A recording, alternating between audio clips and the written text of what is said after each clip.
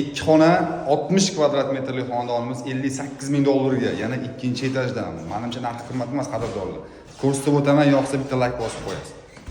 Ko'cha eshigidan kirib kelishimiz bo'ladi. Kirib kelishimizda biz kengina prixoshkamiz, qadrdonlar ko'rinib turibdi. Hamma xonalar razdelli. Birinchi xonamiz ota-onalar yotoqxonasi bo'ladi.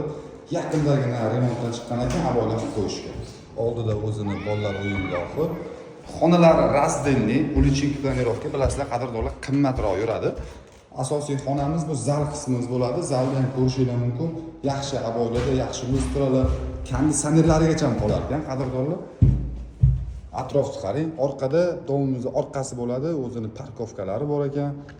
Mahallani tinchligini qarang. O'ziz uchun zo'r variant, ana ishdan kelganda bosh og'rig'i bo'lib, chundir nimadirlar bo'lmaydi, qadrdonlar. Sanuzel qismini ko'rsatib o'taman. Sanuzel qismi ham yaxshi holatda turibdi. Vanna qismingiz ham yaxshi holatda kafellar terilgan. Bu oshxonamiz bo'ladi. Oshxonani ham ko'ryapsizlar, kengligini.